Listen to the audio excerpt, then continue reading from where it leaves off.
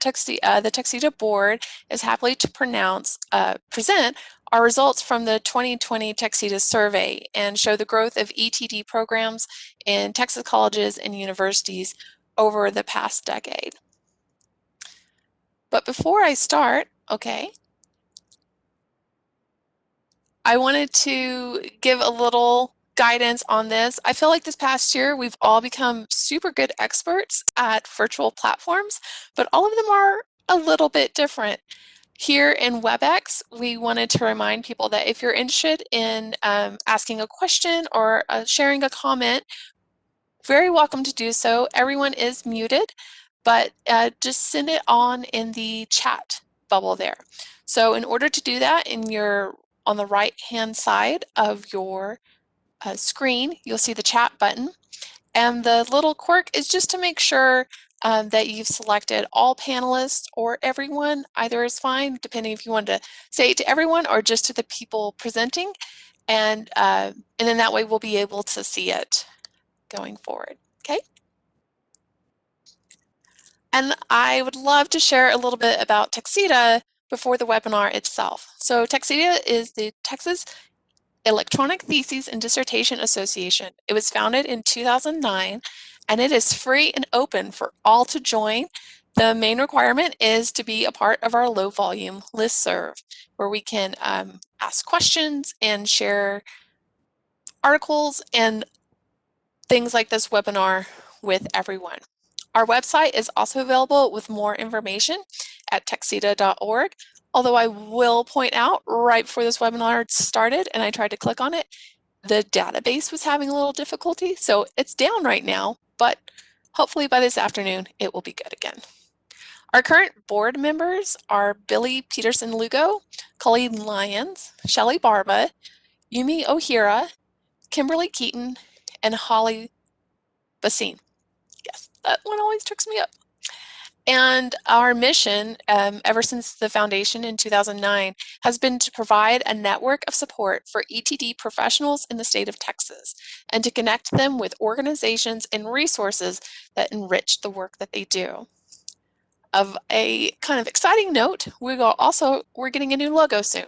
So to help celebrate our over 10 years of being an association.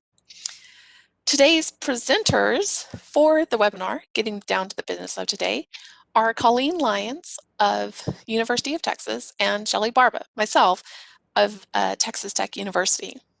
Colleen is the head of scholarly communications there at UT Austin, where she focuses on issues related to open access, repositories, ETDs, and copyright. I am the digital scholarship librarian at Texas Tech, and my focus is on supporting student-created research at both the undergraduate and graduate level. Okay. Today's webinar, to give a little roadmap of what we're going to talk about today, is starting with the background of the survey itself, then the results, starting with the people of ETDs, the ETDs themselves, then instruction and support, challenges, and finally TxETDA's roles with ETD programs.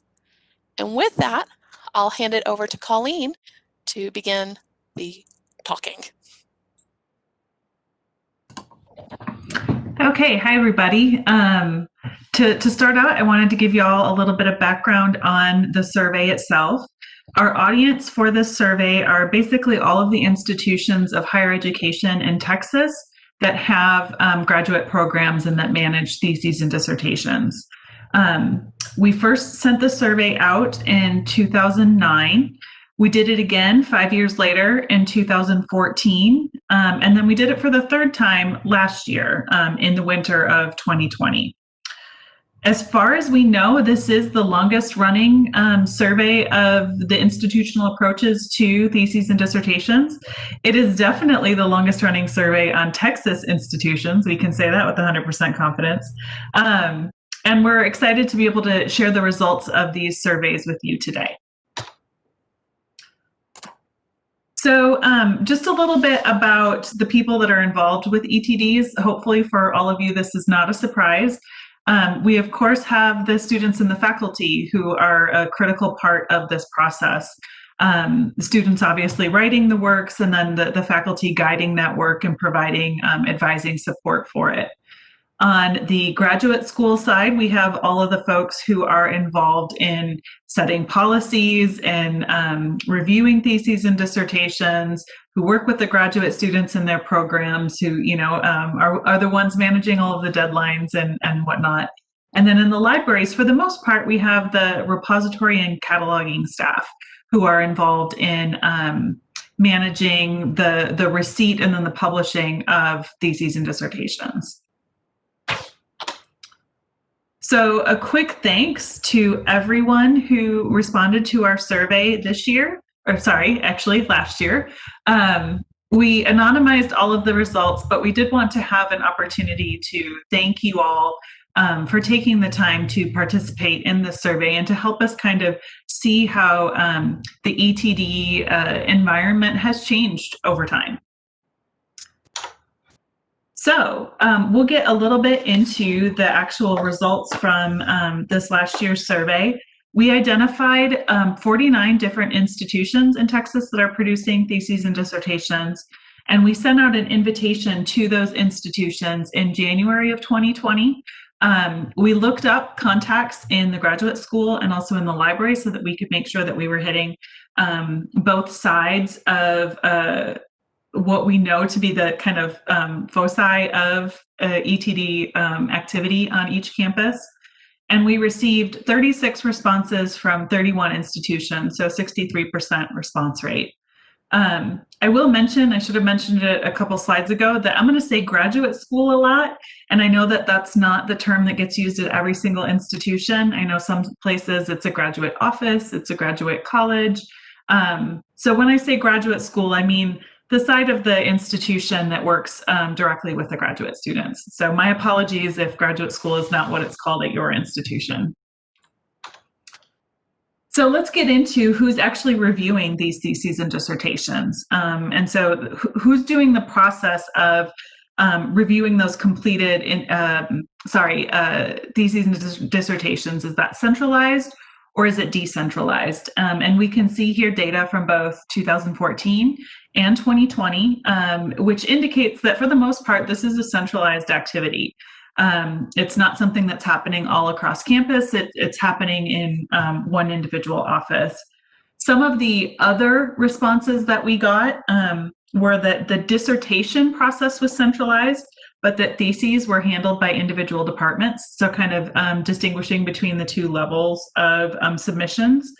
And then other response was that the College of Education dissertations are reviewed by the graduate school or graduate studies. And then all others were reviewed by the library. So sometimes it sounds that there's a little bit of a split there.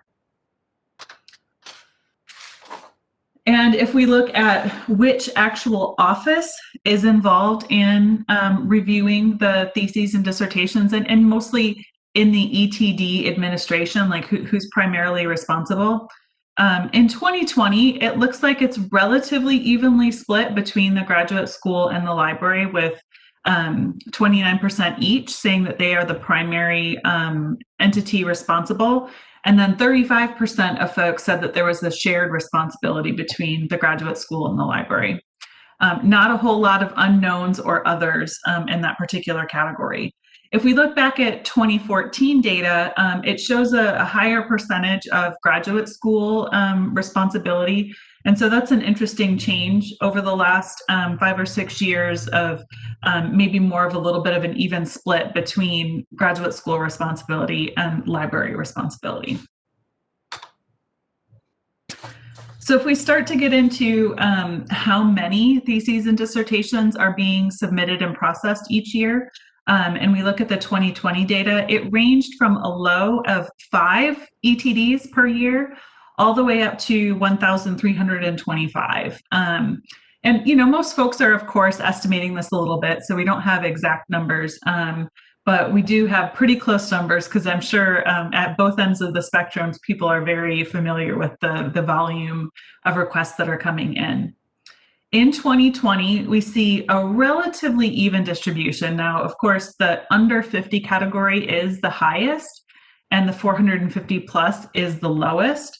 But there's not a huge spread here between all of those categories. If we look at data from 2014 and 2009 for this same question, you can see a little bit more of a split. So the less than 50 category for both of those years is significantly higher than the other categories. We're not quite sure why that happened. It could be that institutions are just processing more now, but it also could be that our response rate in 2020 was a little bit lower. And maybe some of the institutions who did not respond were some of the institutions that had a smaller number of theses and dissertations that they were processing. It looks like there are certainly schools in all of the categories of these numbers. So we've got the, schools that are processing a whole bunch, and then we've got schools that don't have as much that they're working with. And that fact hasn't changed over the past few years. It's just been the numbers in the individual categories that have moved around a little bit. So if we look at whether or not institutions are actually accepting electronic theses and dissertations, in 2020, we had 86% of institutions saying yes, they do accept ETDs. We had 6% saying that within the next 1 to 2 years, they were planning to accept them. And we had, oh shoot, I didn't put a percentage on this, a certain percentage. Shelley's saying 8%.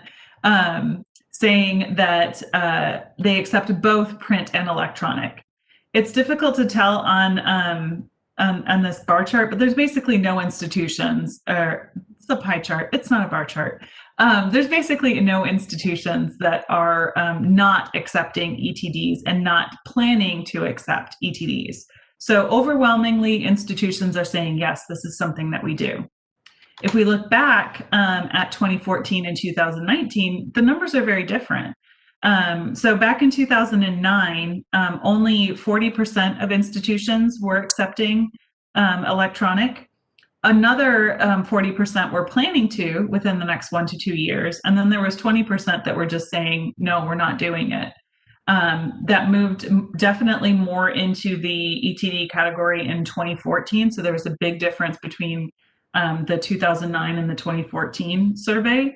And then of course in 2020, you can see that it's almost entirely institutions who are either accepting electronic submissions or are in the process of accepting electronic submissions.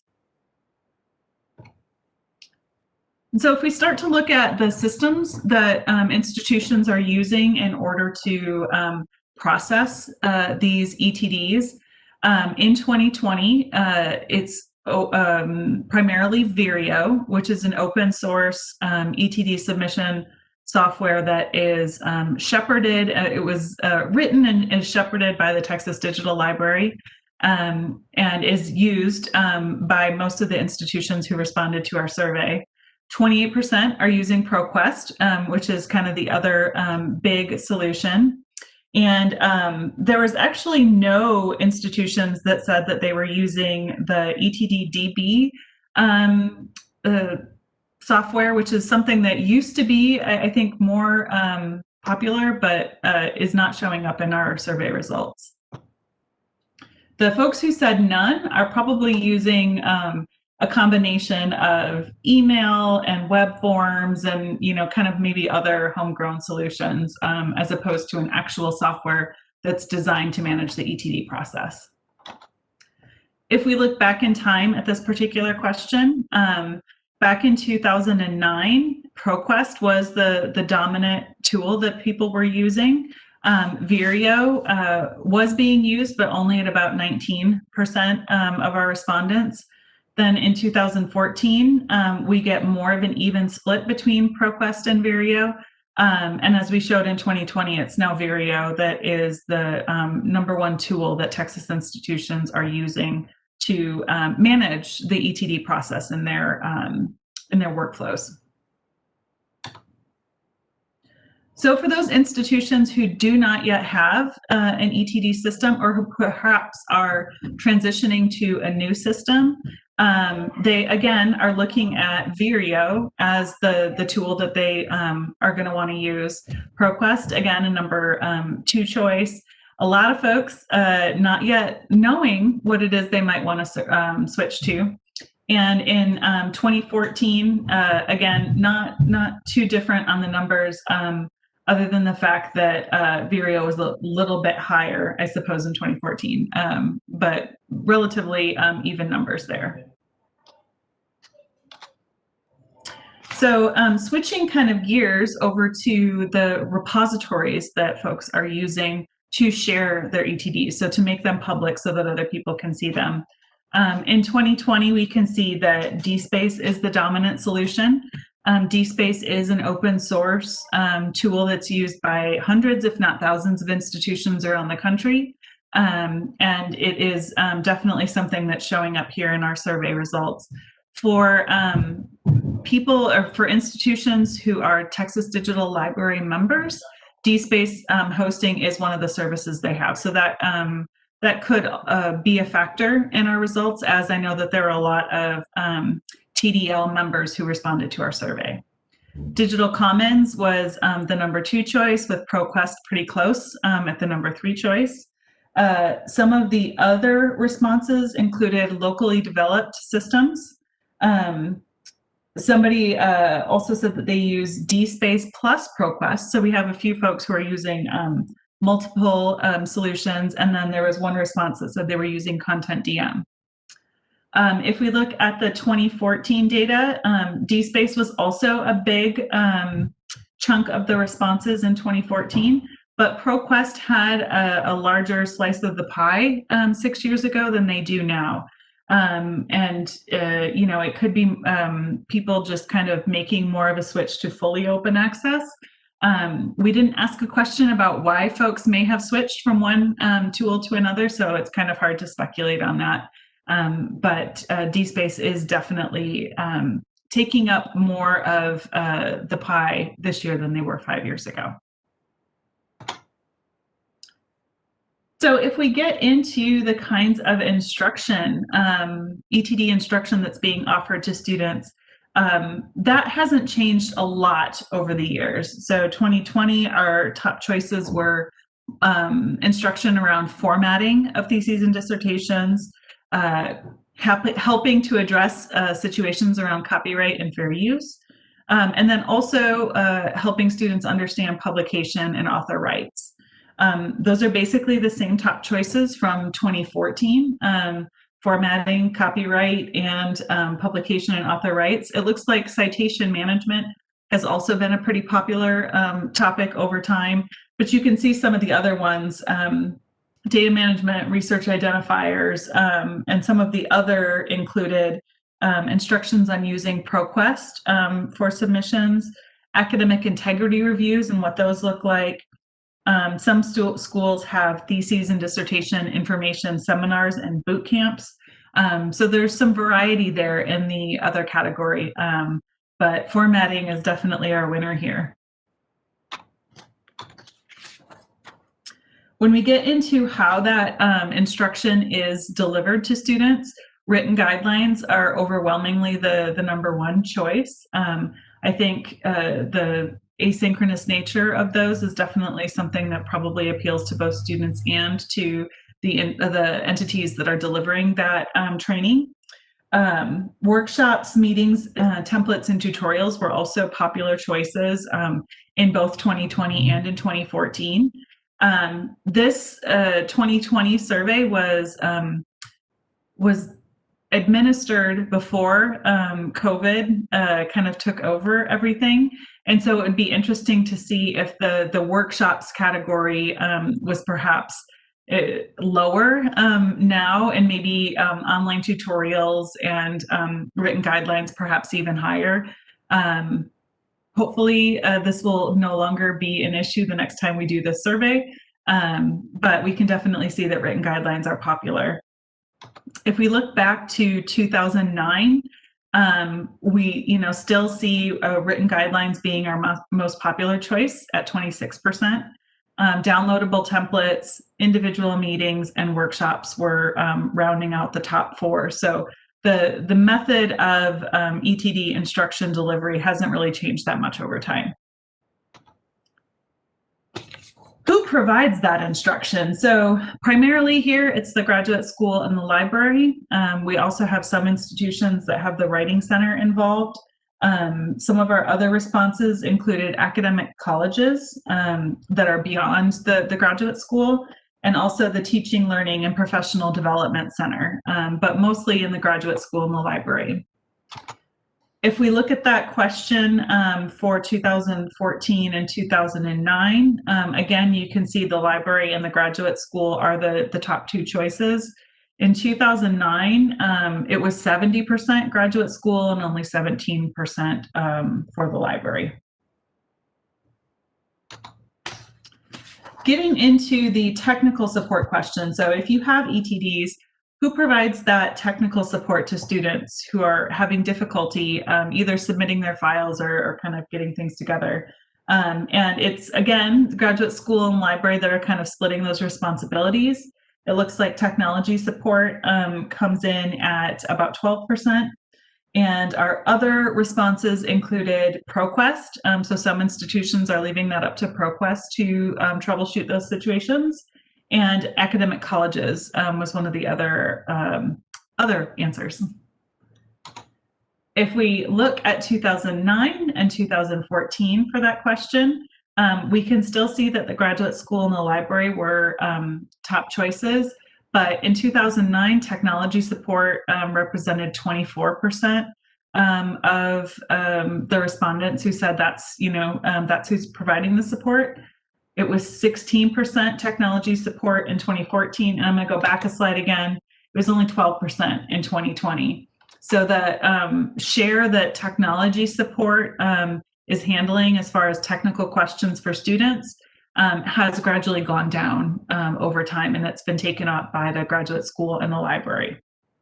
So I am going to turn it over now back to Shelley so that she can talk about some of the continuing challenges. Thank you, Colleen. So beginning in 2014, we had asked about the continuing challenges instructions face in their ETD programs. I'm sorry, 2009. So this year's survey has shown that some issues have almost doubled in institutions caring about them, especially things like communication between the graduate school and the library, providing ETD-related instruction, as we saw from the earlier slide that Colleen did about things like formatting or copyright, plagiarism levels, and then another continuing challenge is the technical support that may reflect how the library and graduate school are starting to pick up more of that aspect of ETD management than in previous years. The perennial landmine of embargoes has held steady here at a 12% response, which aligns with the other years as well. And next slide. The comfort for me on these, if we look at previous year's data, is that in 2009, the way that the survey was structured and people's responses to it, we had a very small number of continuing challenges listed that people put. And even though those numbers were much higher, some well over 20%, we have more issues identified now, but in general, the percentages on them are much lower than before.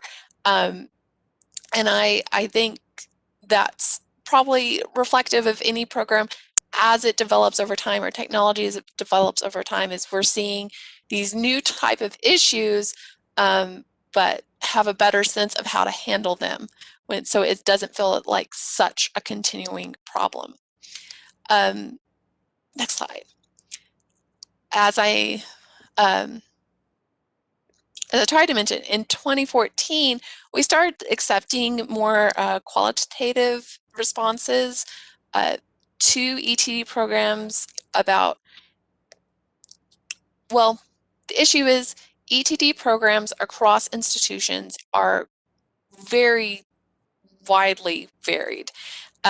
They reflect different institutional sizes, disciplines that the institution teaches, as well as just the institutional cultures that are around research, graduate research, and just reflective of the communities that they're in as well. So there's such variety in it that we really felt like getting some more qualitative responses was needed to capture thoughts beyond what our own prescribed perceptions of ETD programs could be. So we asked for advice. And the advice is from responders on how to develop ETD programs. And although as we saw, about 86% of our respondents now already had an ETD program going, much more than in the past, we believe that the advice that was offered here is great for all institutions and really sound when reviewing and auditing their own workflows, policies, and softwares that happen fairly regularly as technology improves or new issues arise in the ETD landscape as it was. Our most repeated advice that was received was about the trifecta group of the library, the graduate school, and the IT department needing to have a good relationship, a strong relationship, and very clear communication.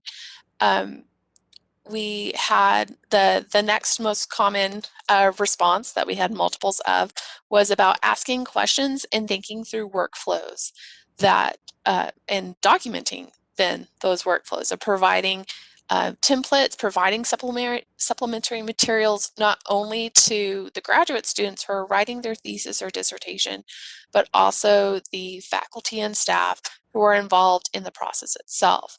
So the repeated advice coming over and over again is communication, needing it, documenting it, providing it, sharing it, and of course, reviewing it going forward. The other advice we received from this past survey that was also real great, but didn't have quite so many overwhelming responses of it, were great advice of things of like small schools should start small and to streamline the process, including peer review as much as possible.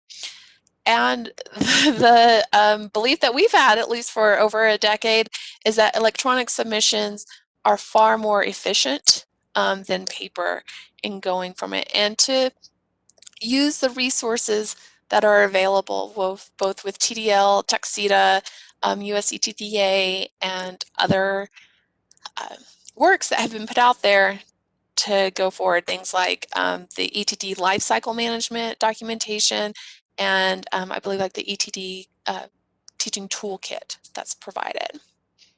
Okay. So looking at the advice that we asked for in 2014, it's the same kind of themes of this, of training people, part of communication, having the handwritten policies easily accessible, and that's also a part of kind of these issues that come up of it's great to have it, but if it's hidden, it may as well not exist. And so getting that out there in both training and in providing access. And the idea of not reinventing the wheel. As I said, having access to the documentation. There's been a lot of great research and best practices put out since 2009, and that it's usually out there and it's usually available, and connecting it to help make your institution better. Okay. Another question we asked was about institutions' plans for improving their programs. We had 28 responses for this question, and in 2020 here, the top are had a lot of multiple versions of these types of responses that streamline workflows, reevaluating policies and procedures that had been already established and making them easier, more intuitive, documenting them better. As we see both in 2020 and kind of aligned in 2014, moving to Vireo 4, the new update of that, or implementing Vireo was the plans in 2014. So that continuing improvement of the software and the workflows to make the process easier. Also, a repeated plan that people expressed was improving the student education, graduate student instructions, and outreach so that their ETDs would be more painless, not completely painless because can't control that, but at least with the process of it, and that aligned really well with the 2014 plans of better documentation and providing better instructions about copyright. We also asked this year in relation to these types of things, and we're always looking for feedback on topics TxETDA can facilitate. So we asked what resources would be most helpful for institutions as they go forward with their plans, their goals, and their programs. We asked this year, as opposed to other years, for people to actually rank the different resources that TxETDA provides. And by far, let me make sure I have my notes here correctly, a quarter of the 34 respondents to this question put share best practices as either their first or second choice.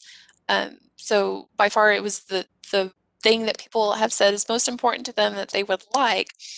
And other top responses are including providing connection and opportunities such as either the annual conference or our listserv, website, and then also offer webinars to help with the educational and training of staff.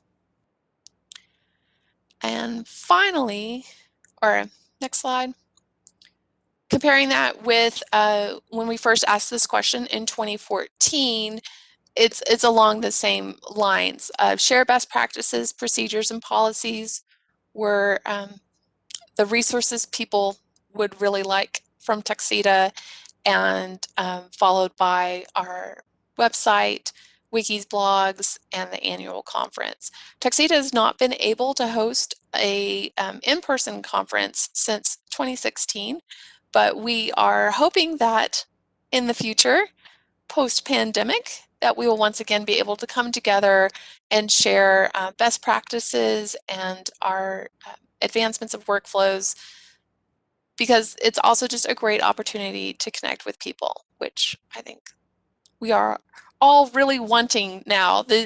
As Colleen said, these responses were given to us pre-COVID lockdown, and I think only those feelings would have intensified with time. Okay. And finally, we asked this year what contributions TxETDA has made to people's institutions. The feedback that we've received was delightful because it aligned very much with our mission statement and our goals as an organization, especially from the leadership, I think from all of the members involved.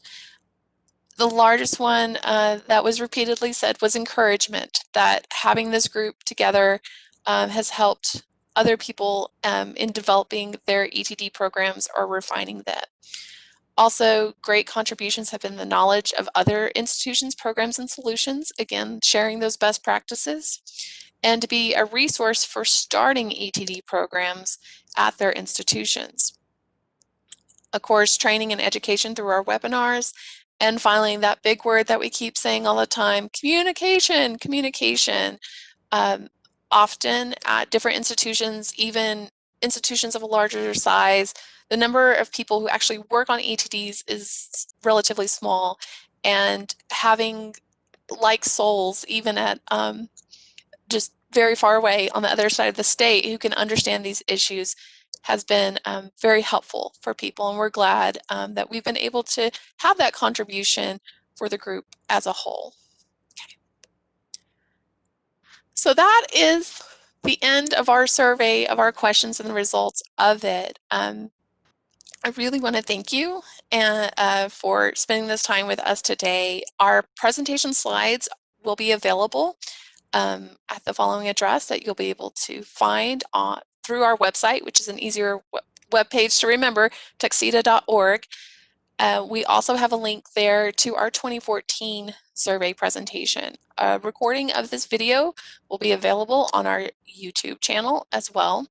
And we are happy to answer any questions you may have. Go ahead and type those in the chat. I would like to thank my colleagues, the current members of the leadership board for TxETDA, and also Renee Babcock, a former member who was with us at the beginning of the survey and has since rolled off. And yes, that's it. I did have to check my notes. That is all I have today. Thank you so much. Any questions?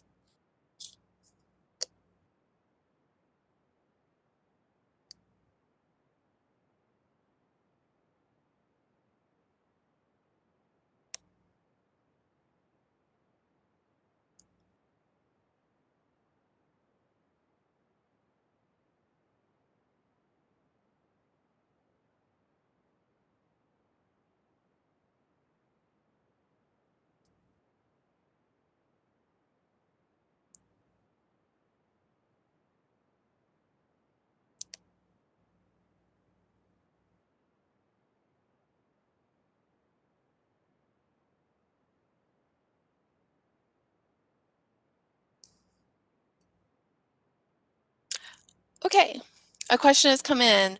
Will you send out the link to the recording once it's available? Yes, we will be sending a follow-up email also to ask a survey to see how our webinar was, and we'll have a link to the video as well as to the slides. So easy for everyone to help. Thank you.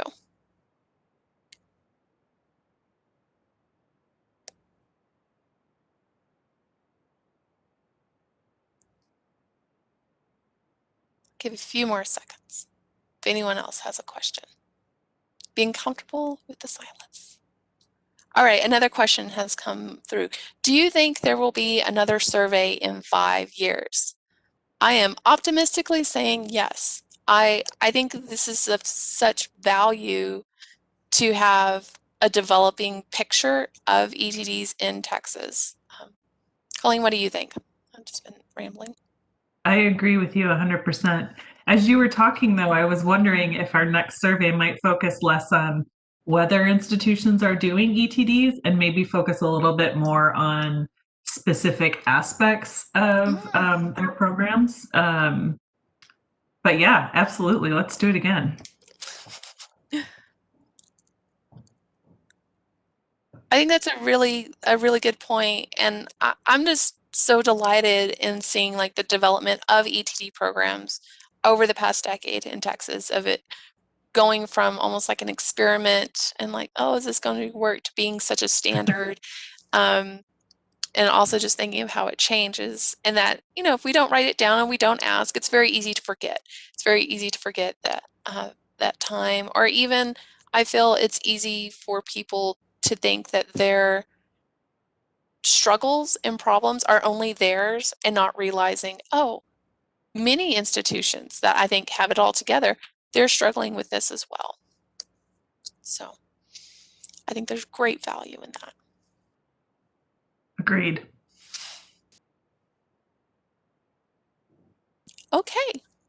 Well, I appreciate everyone's time today of coming forward and spending your lunch hour, as it were, with us talking about ETDs. As I said, we will be sharing out the links to the recording and our slides on this.